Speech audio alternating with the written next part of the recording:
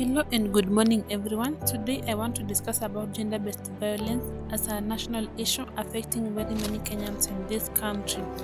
I'll begin by giving a brief information of how I'm going to discuss this topic. I'm going to give the definition of gender-based violence, the root causes of gender-based violence, its forms, the people who are affected by this form of violence, why is it a problem, and how can we reframe this as a national issue.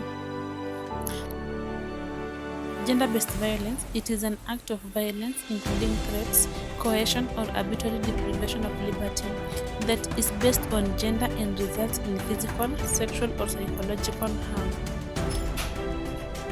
The root causes, it stems from unequal power relations between men and women and the resulting discrimination against women. The forms of gender-based violence, we have physical form, which includes hitting, slapping, beating, and other forms of physical harm.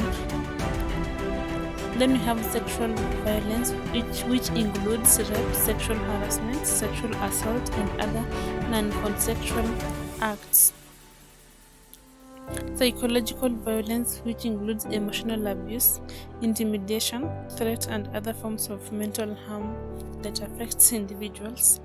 Then we also have economic violence, whereby it occurs mostly at the place of employment, whereby it includes denial of resources and other forms of violence that includes economic exploitation. The people who are affected by this issue, we have, though it can affect anyone, but mostly women and girls are disproportionately targeted, and certain groups like those people with disabilities. Why is gender-based violence a problem?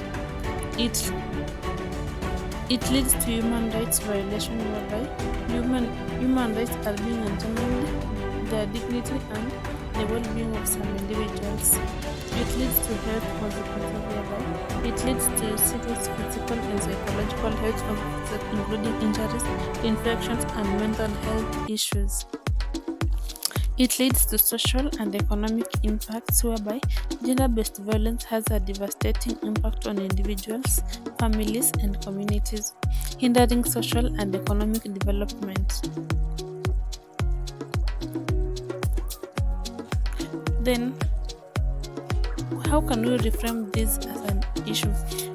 Gender-based violence can be reframed through recognizing the scale and impact of gender-based violence, whereby we have to collect data and analyze them, gather comprehensive data on gender-based violence incidents, demographics of victims and perpetrators, and the consequences of gender-based violence.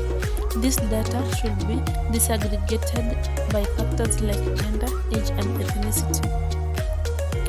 We have to promote national level action, whereby we have to integrate gender-based violence into national development plans to ensure that national policies and development plans address gender-based violence prevention and response, including specific goals and targets for reducing violence.